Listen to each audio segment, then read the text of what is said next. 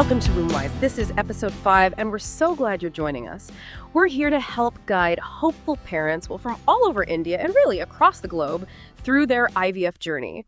Our aim, it's always to simplify the science, kind of decode the whole IVF process, and help you navigate those big emotional and practical choices. It's all about conscious conception. So today, we're tackling a really critical question, one we get asked a lot. What is the ideal age to start IVF? Now, before we dive into the data and the science around age, let's talk about who's behind this guidance. That's Fertilope. Fertilope is a dedicated fertility concierge. They're based in Ahmedabad, India, a city that's, it's globally known for top-tier IVF care and specialists who are just incredibly compassionate. Think of Fertilope as your personal IVF guide. Their whole mission is to handle the tricky stuff, the logistics, the finances, the emotional side of treatment. They do things like personalized doctor and clinic matchmaking based on exactly what you need. They handle all the appointment scheduling, treatment coordination, and they make sure the whole journey is as comfortable and economical as possible. That could mean arranging long-stay accommodation if you're traveling, sorting out nutritious meals, even providing emotional support like counseling or yoga. Basically, Fertilope handles the details, connecting the right care, the right place, the right support, so you can just focus on your health and your goal of growing your family. Okay, so let's unpack this huge question about age. When's the right time to get help? It really is the most common thing people ask fertility specialists. And the reason age comes up so much is, biologically speaking, it's the single biggest factor affecting your chances of success. It really is. It's like the primary biological currency, isn't it? And what's interesting is that while we often focus on the female biological clock, age actually impacts both partners, just in different ways. That's a key point. And understanding this, for you listening, it's crucial. It helps you decide that next step. Do you have time to keep trying naturally?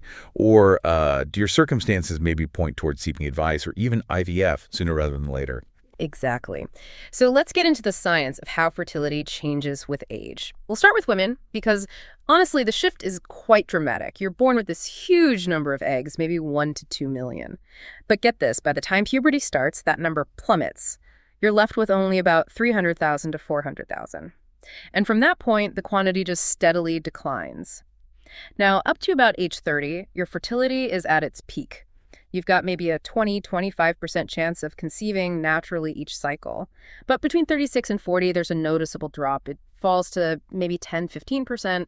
And then for women 41 to 45, the chance really falls off a cliff, 5% or even less per cycle. But here's the thing. The real challenge, especially for IVF, isn't just the lower number of eggs, it's the decline in their quality. That's absolutely right. That's the core issue, really. Science clearly shows that after your mid-30s, the rate of chromosomal abnormalities in eggs just climbs dramatically.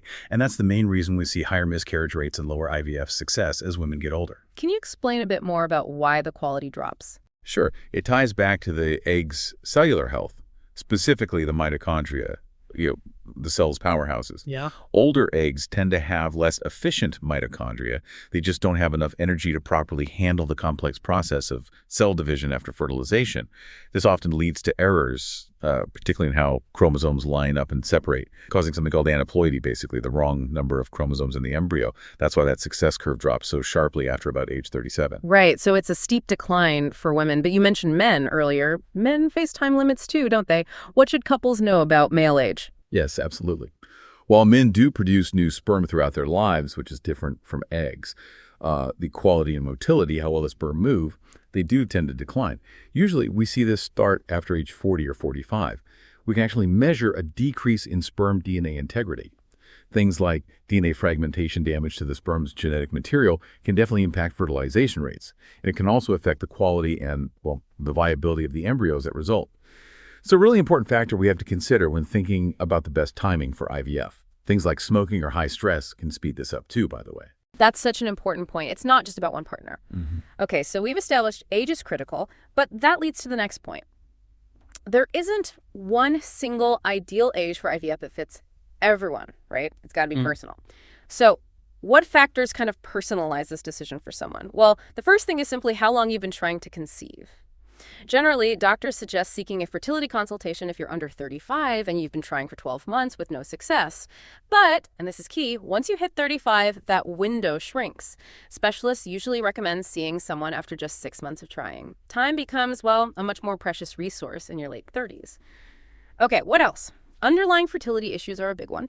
If you already know you have a condition like PCOS, polycystic ovary syndrome, which affects ovulation, or maybe severe endometriosis, you really should seek help much earlier. Don't wait for the 6 or 12-month mark. The same goes if you have other medical things going on, like thyroid problems, obesity, or really irregular cycles. These all suggest getting advice sooner rather than later. And then there's your family goals, right? Like how many children you hope to have. If you dream of having, say, 2 or more kids, starting IVF a bit earlier can give you a strategic advantage. You might be able to freeze embryos. That's a huge strategic plus. Creating and freezing viable embryos when you're younger, using those healthier eggs. Essentially safeguards that genetic quality for future pregnancies, maybe years down the line. It helps you potentially bypass that sharp biological decline we were just talking about. Makes sense. Okay, speaking of decline, let's look at the actual IVF success rates, because the numbers really do tell a story about age. They do. If you look at the data from IVF centers worldwide, that age curve is pretty stark. For women under 30, the average live birth rate per IVF cycle is quite high. Often it's in the range of 55 to 65%. And it generally stays pretty strong up until about age 34. Okay, that's encouraging for younger women. What happens next? Well, once you get into the 35 to 37 bracket, it does drop noticeably, down to maybe 40 to 50%, and the decline continues quite steeply from there. By the time a woman is 41 to 43, the success rates are typically around 15 to 25%. Oh, that's a big drop. It is. And for women aged 44 and older, the rate usually falls below 10%. At that point, using donor eggs often becomes a necessary conversation to have a realistic chance of success. The message seems really clear then. Starting earlier generally gives you the best shot because of healthier eggs and embryos. So for you listening, how does this translate into choosing a clinic or deciding on treatment? This is really where Fertilope's personalized approach shines. They connect you with specialists in a metabot who absolutely get that. Say, a 38-year-old with a great ovarian reserve needs a different plan than a 38-year-old with a low reserve. These doctors tailor the IVF protocols very carefully based on your specific age, your egg reserve data, your hormone levels. This kind of customization aims to maximize your chances while, importantly, minimizing the emotional and financial stress of the process. Okay, but what if you're, say, under 35, and you know you want kids someday, but maybe now isn't the right time? Career, finding the right partner, whatever the reason. Is there anything proactive you can do? Yes, absolutely. This is where egg freezing comes in. It's become a really powerful option. Basically, the process involves taking medication to stimulate your ovaries to produce multiple eggs, just like an IVF. Then those eggs are retrieved in a simple procedure. It's NS. And they're immediately frozen using this advanced technique called vitrification. It's like flash freezing. It uses special solutions and super fast cooling to prevent ice crystals, which helps the eggs survive really well when they're thawed years later for IVF. But the crucial thing, the absolute key with egg freezing, is that it works best when you do it before you turn 35. Freezing eggs in your late 20s or early 30s essentially preserves their younger quality. It's like hitting the pause button on your biological clock, giving you a strong foundation for later on. It buys you time, essentially valuable time. Exactly. And Fertilope helps with this too. They can guide you through planning for egg freezing and connect you with excellent clinics in Ahmedabad that offer affordable and high-quality services. You know, hearing the data is one thing, but sometimes a real story makes it click. I want to share a bit about Nisha. Nisha was 37, a marketing professional, and she actually traveled all the way from Singapore for care after trying naturally for about 4 years without success. When she connected with a specialist through Fertilope, her tests showed she had low ovarian reserve. That can be tough news, especially when you've been trying for a while. But her doctor didn't just use a standard high-dose IVF protocol. Recognizing her age and her low reserve, they designed a mild stimulation cycle. The goal was quality over quantity, getting the best possible eggs they could from her reserve. And it worked.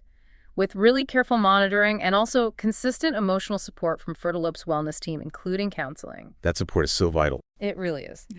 She conceived on her second IVF attempt. She mentioned how things like guidance on Garb Sanskar, those traditional Indian practices for maternal and baby well-being during pregnancy, really helped her stay positive. Afterwards, Nisha said something quite profound. She said, "I wish I had known earlier that age really does matter, but thanks to Fertilope, I didn't lose hope. They helped me make every step count, matching me with a doctor who understood my body, not just my age." Her story just perfectly illustrates that central truth. Getting fertility advice earlier usually leads to more options and often better outcomes. So let's turn that lesson into some practical advice for you listening right now. If age is the biggest factor, let's tackle some of the most common questions people have about timing. If someone is trying to conceive right now, when is that sort of red flag moment? When should they think about contacting a specialist, maybe one partnered with Fertilope? Okay, the main benchmark really is that age 35 mark. If you're under 35, the general advice is to consult a specialist after 12 months of regular unprotected intercourse without getting pregnant. However, if you're between 35 and 40, that time frame shrinks quite a bit. You should really seek a consultation after just 6 months of trying. 6 months, okay. And if you're over 40, we strongly recommend seeking a consultation immediately. Don't wait. Time is truly the most valuable asset you have at that stage. And does seeking that consultation, especially if you're over 40 and you go right away, does that mean you're definitely going straight into IVF? No, absolutely not. And that's a really important point to clarify. An early consultation is about understanding your personal fertility status. It means getting tests done, checking egg reserve, sperm quality, hormone levels. It's about getting information to plan smartly. You might find out you only need a minor intervention, or you might get reassurance and guidance to keep trying naturally for a bit longer, but with more knowledge. Early information gives you control over your choices. Okay, good clarification. Now, flipping it around, what about that sweet spot we talked about? If someone is considering IVF, what's generally seen as the best age range to maximize success? Based purely on the success rate data, that window between 30 and 35 years old really stands out. Egg quality is typically still high, ovarian reserve is usually robust, and those per-cycle success rates are often 50% or even higher. So if you anticipate meeting IVF, aiming for that window generally maximizes efficiency and can reduce some of the emotional strain of multiple cycles. Right, but we also talked about those tougher odds after 40. Should someone over 40 even attempt IVF with their own eggs, given the 15-25% success rate, or should they immediately think about donor eggs? That's a really common and difficult question. Yes, IVF can still be successful after 40 using your own eggs, but expectations need to be realistic. That 15-25% chance is significantly lower, and it often means needing more than one cycle, which has emotional and financial implications.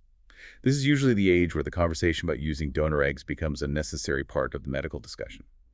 Donor eggs bypass the age-related quality issues we discussed and offer a much higher chance of success for women in their 40s. Okay, and one more we get often, especially from our listeners worldwide. We've talked a lot about female age, but does that decline in male sperm quality after 40 or 45 really have a noticeable impact on IVF success rates? It definitely can, yes. It might not be as sharp a cliff as female fertility, but it's more about cumulative damage over time, especially that DNA fragmentation. Studies do show that when the male partner is over 45, there can be an increased risk of miscarriage and potentially lower fertilization rates, even if the female partner is younger. It really highlights that fertility is a team effort. Optimizing health for both partners is always the goal. It really is a journey you take together. Ultimately, the path to parenthood is incredibly personal, isn't it?